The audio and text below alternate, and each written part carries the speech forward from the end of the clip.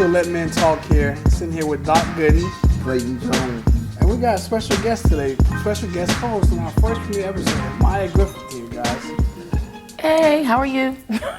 So, in filming this premiere episode, Clayton and I went back and forth on what could be the best topic for our first show here.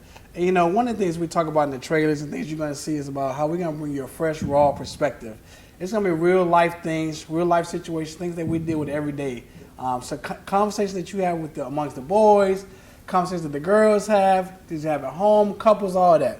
So today's first episode, we're going to focus on this thing called celibacy. You may have heard about it. Yeah. You may know some people going, experiencing it, practicing it right now. You may even be practicing it, fam. So we're going to talk about this, examine this in our community and how it affects us today, and just talk about different views on it and how it affects us. So, Clay. And ask that fundamental question. Would you date someone who's practicing celibacy? So we're definitely going to explore that.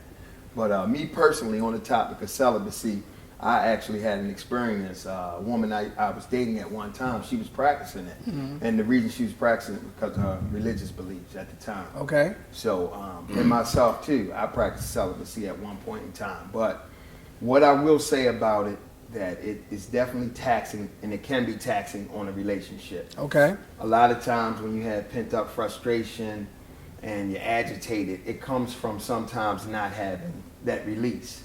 You know, how many times have we met a person or a girl and we feel like she's real bitchy, and the reason she bitchy because we say, well, she need a good, you know.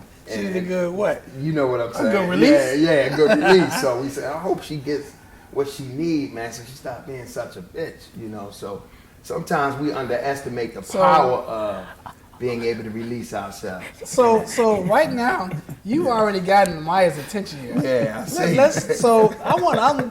Listen, family. So Maya is here. You know, the name of the show is Let Men Talk.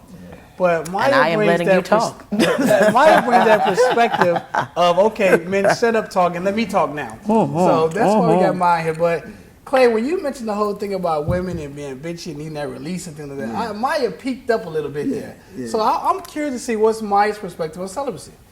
Well, I thought you wanted my opinion on bitchy. Well, no, okay. We can come back to that, I guess, America.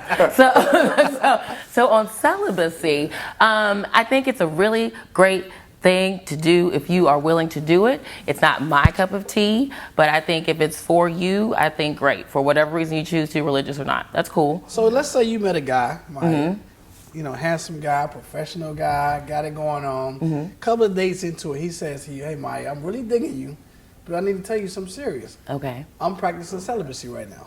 What do you say? That's real. We weren't going to do it anyway. So that's cool. I mean, you know, you could have waited to tell me that, but all right. Thanks for the dinner. I don't have a problem with that because initially I'm at least one of those, like, you got to put in the 3 dates, 4 date rule. So I'm not somebody that immediately we're going to just go hop in the sack anyway. So 4 dates. It could be 5, depending on how much alcohol. Date 3 could be 3. But I mean, for me, I just feel like that in order for me to go to where we go from dating to a relationship to where we are actually committed, there's a level of intimacy that I need to make sure that we're both on the same level. And if not, then I would not want to cheat on you. Well, let me share experience with you. I had a young lady that came.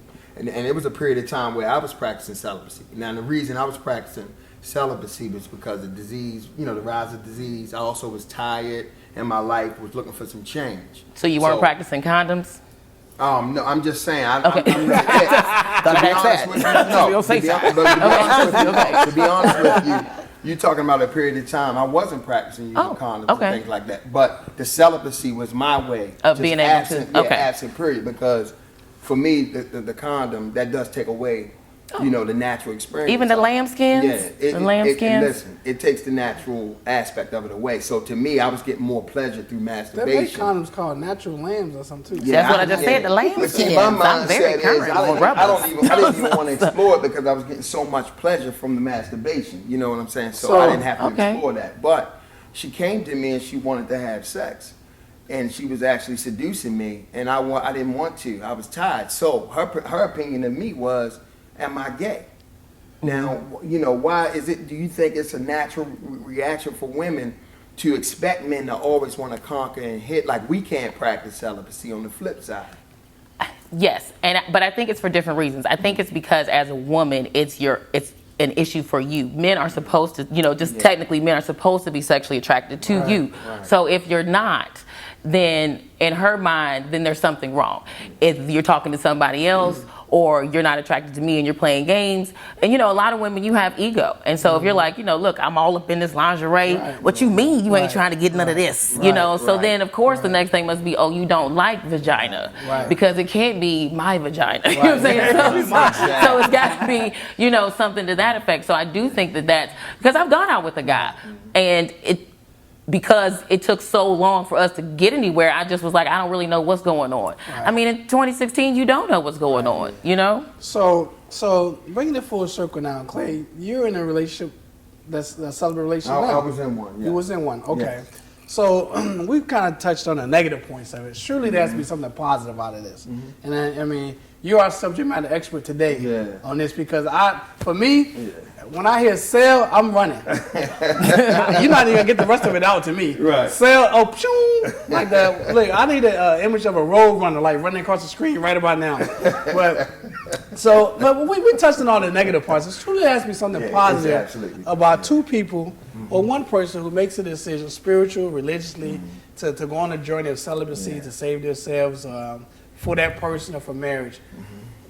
I mean, shed some light on what was the positive thing that came out of when you was practicing. We see, one thing, the mind is powerful. Psychologically, in our perception of things, it's so powerful, what the mind can do for us. Now, when you hold out, and even though that tension building can be frustrating, it also can create such a phenomenal experience when you finally get to that place where you're able to share that intimacy. Right. I also believe that it's going to secure each individual's feelings toward each other. You know without a shadow of a doubt that you're in this relationship because of the companionship, the compatibility. We have so much more in common outside of sex. So for one, I'm going to feel absolutely secure in my mate, and I'm not doubting is she here for any, or she won't doubt if I'm here for anything other than the love of her and what we can build together. But I definitely also believe that practicing celibacy is safe. It is. More than anything else, it's safe. So, with that alone, to me, speaks volumes. And if you're able to do it, it's absolutely a positive.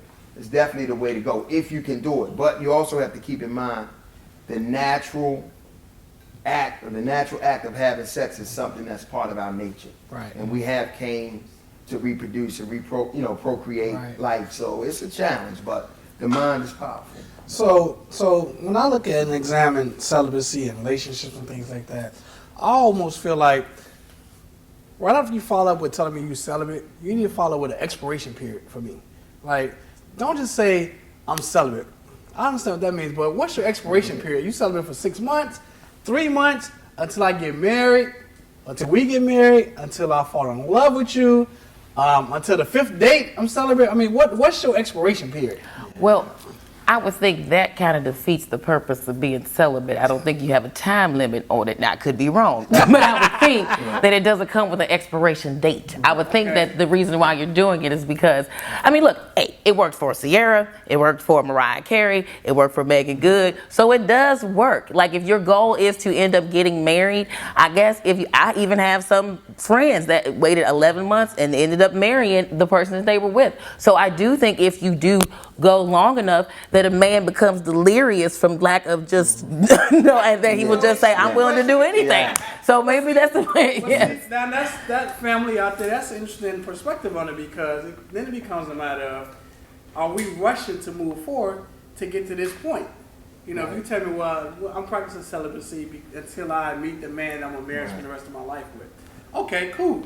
So now I want you so bad, we rush into the altar because I want that night. Right. Mm-hmm. Right. But it still works if your end goal is to get to the altar. Just saying. See, and that's my thing. But that's you get my what you thing. want, I get what I want. Everybody. Right. I think it's used oftentimes as a form of to manipulate that situation and get someone to marry. Okay. But and you both know, when you set in your mind, I want to do something until this particular time, you're creating a greater challenge for yourself. Because now your patience is going to really fight you when you're trying, you understand, when you're trying to withhold. So to me, it's got to be just a natural place that you've arrived to, evolve to as a human being, and it's not a calculator. It's not a calculated time frame and stuff like that. So let me ask you guys, ask both of you something, man. You know, considering the state of dating, black dating in our community today, you know, is it safe to say that maybe celibacy is a good thing as a whole for our community and dating? I mean, because I talk to a lot of people, and you know, I hear stories about dating today. It's so hard, it's so challenging. Particularly, we're in the Washington D.C. area here. You know, Maya, you probably agree with, you know, men have a greater advantage. It's been said dating in the Washington D.C. area. Yes, they do. Here. So, as a whole, could celibacy be a good thing for our community and dating? Well, absolutely. Okay. Like, I can't see where celibacy can't be a good thing.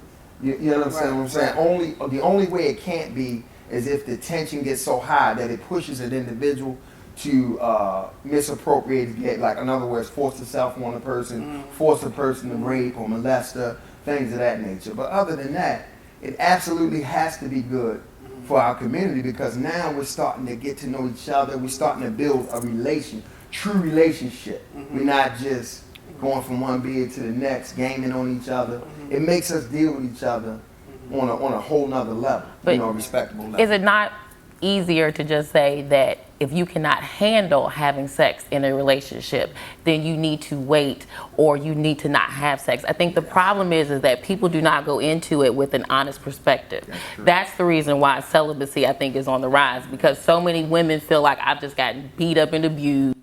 Every time I meet a dude, I ask him to come over to my house to cook dinner. You know, and now he hit it, and then 3 months later we don't go together. We're not in a relationship. So now I'm just wasting my cootie cat all over again, and now I got to meet somebody else to cook dinner, and then 3 months later it's the same thing. And nobody wants it beat up. You got to try to save it for your husband. So because you're trying to save it, and you just feel like you keep getting lied to, and you keep getting the same game ran. And as you get older as a woman, in particular, you got to save your looks. Times are hard out here.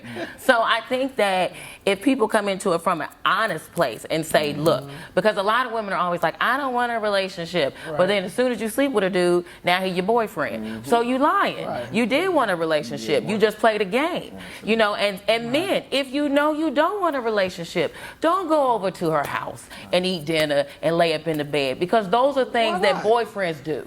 You setting yourself up for her to think you want a relationship. But see, you just want to take advantage and get free food and cootie cat, because it does sound probably like an awesome coupon, but it's not a good deal. No, it's not. So listen, family, you can see we really engaged in this topic here, celibacy. We really want to get your opinions on it. So, you know, definitely chime in on the feed here, give us your opinions, your thoughts on it.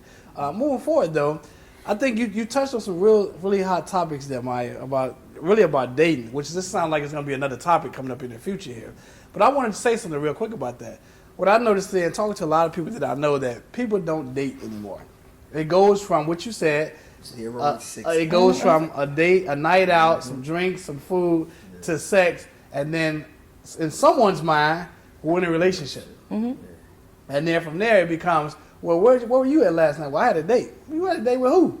We're in a relationship. So I think part of that is, and maybe this is where celibacy, bringing it full circle, helps out, is communicating in the dating process. You know, and I think maybe someone coming straight out in the beginning and saying, look, I'm practicing celibacy. It's going to force some form of communication and force that guy to be like, well, do I really want to go over and get this meal? Because I'm probably going to get no ass with this meal. You know, so I think that's an important part of it too, the whole communication in the celibacy. Yes, the young lady I was dating that was practicing that, a lot of men that she dated before me, she was experiencing a lot of, they were leaving early, because she was putting it on the table. Right. So only thing I would say to the women is that you have to have the wherewithal and just understand that that person's coming, there will be a connection made. Don't force it and don't get discouraged if you're practicing it. You know, believe in what you're practicing, stand strong in it. But the honesty is huge. You have to be honest. But more importantly, be honest with yourself. Right. You have to be honest with yourself. Maya spoke about you know, once we did it, I thought you were my boyfriend, and women get caught up. Not in me. But yeah, but women, I believe in the sign. I believe the signs are always there. They're always there. And What sign? Wait, what sign you talking about? With. You know who you dealing with. Okay. When you sit down, you can feel it. We ignore it because of what we want so bad. So you talking about the energy? The energy. Also, they'll say it. If you listen close to what a person say, they'll tell you everything if you pay attention. Well, and I also think the way someone acts. You all have gone out with women who aren't that interested in you. You know how that act feels, and you may not like that. You like someone overly interested. You like that extra attention that you get from that. Right. But then the backside of that is I'm this overly attentive because I want more, and I think if I give you this, that I will be able to persuade you into doing what I want to do. That's how that happens. How many times, though, do we need to see that play out before we catch on that it doesn't work that Well, that's where I think the celibacy and the angry black woman stereotype and all that stuff comes into play, because you have caught on, and so now when a dude comes at you, you like, what? Yeah. So I'm gonna do Maya a favor here, because I know she would be remiss if she didn't get this part on tape today. So Clayton mentioned earlier. Yes. About we get built up emotions and built up tension, and sex is a release for us. Yes. So and Clay mentioned that women get bitchy when they don't have that release. I could contest as a man that I get a little, I don't know, bitchy, but I get a little irritable when I have that release. So, but Maya, I know you want to address that from a woman's perspective about women getting bitchy when they don't have that release. Is that true? Is it factual? Does it happen? Is it fiction? As a woman, first of all, I could be bitchy anytime I want to be. It doesn't have anything to do with me getting some or not getting some. Just like you can have a bad day and you can have a bad day. Absolutely. It is totally like unacceptable a to light assume switch? that I'm a bitch because I'm having a bad day. It's called I'm having a bad day. Okay. That's number one. So no. Just to all of that. It's never the case, ever? Do I think that in men and women, lack of sex can make you very high strung? Yes. But unless we just calling everybody across the board bitches, then we're going to have to bring that down. And go with, you become very high strung. High strung. Yes. And you see it from men and women. You can see it from your corny boss to your corny boss. You can see it from, They may not be getting something. Right. Because when you're under stress, you do tend to lash out at other people. Absolutely. Is it fair to assume it's because you're not getting some? No. But usually if you are getting some, you tend to be a little bit more happy. Just saying. Unless it's bad, then you might be mad at that. You might be getting some and be like, I hate this nigga. I hate him. He is the worst. This is the worst lay I've ever had in my life. But you got to release. Yeah. But do you? No, Maybe you don't release. Yeah. Maybe you're acting. And That's that's probably more frustrating. That's probably something too. That I would think that may be something, family, that maybe drives a lot of women to celibacy too. Lack of good experiences. Bad sex. Yes, Bad sex, lack I of think good that's experience. something that women do need to be more open about. Women don't tell men when they have. Women will fake it. Like I went to a party the other day and we did these stupid truth or dare questions, and two of the girls said that the one experience they had where the guy ejaculated and he was never in her vagina. I was like, how does that happen? When do you not say, hey, you in my thighs? How does that not even happen? Listen. So family, what? you oftentimes I need a bail or something, because oftentimes we're gonna touch on things that's gonna become a show topic. Sorry about that. That's gonna become a show topic, and this is one of those things right here. But I saw, interestingly enough, we're gonna get back to the celibacy thing, but I saw a meme the other day that was basically like, look, don't blame me because I came so quick, because you were so good. That ain't my fault. That's your fault. So maybe she was just so hot that he was just like, yo, I'm just trying to get this. I said thighs. No. He was like, And he two, was so excited. everybody knows you're supposed to think about basketball, baseball, basketball, baseball. See, Come on, man. You're not supposed to know that. That's a I men's have secret male right there. friends. It's called when men talk. I be listening. But That actually could be one of the downsides to the celibacy. You've been holding out so long, you boom. Now we're part of the celibacy. I'm gonna tell you, I'm like, yo, this first time, don't be having no high expectations. Right, because I've been holding out. Yeah, I've been holding out all the time. But you know what? There's another thing with that though. When you you know, and I'm gonna ask you, Clay, when you in that relationship with practicing celibacy, is it kind of like you had openness about masturbation with each other? You know, because like if I'm with someone and I'm like, oh man, I tore it up last night, didn't I? You was great last night. I'm expecting, you know, reaffirmation from her saying, yeah, you was good, baby. And I'm gonna compliment too. So when you're practicing celibacy, do you wake up in the morning like, man, I got a good one off last night, babe, without you? Yeah, I don't feel the need to say that because it's only if I'm trying to make her feel some type of way of not joining me. Okay. Me personally, I don't make a person feel any type of way of what they practice. I Okay. try to support that because they have their reasons or whatever the case may be. But dealing with a person like I did in terms of their relationship with God, their religious beliefs, even masturbation can be taboo.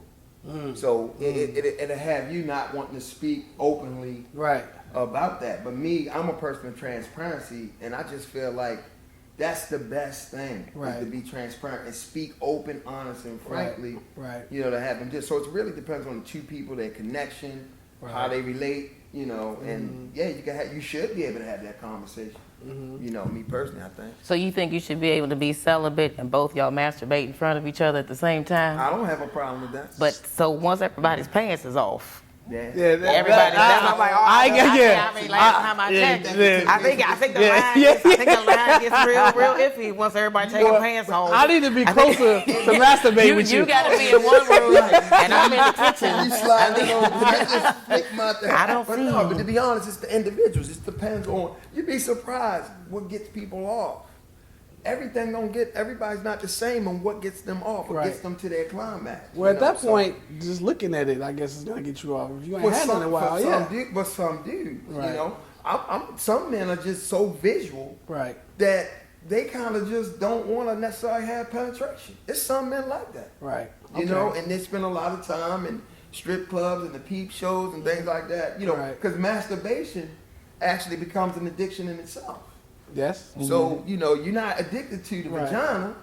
You're addicted to whatever thrill, whatever your mind is going, however you process and perceive seeing that visual, you know. You're addicted to the release, I think. Yeah, the release too, and the climax. Yeah.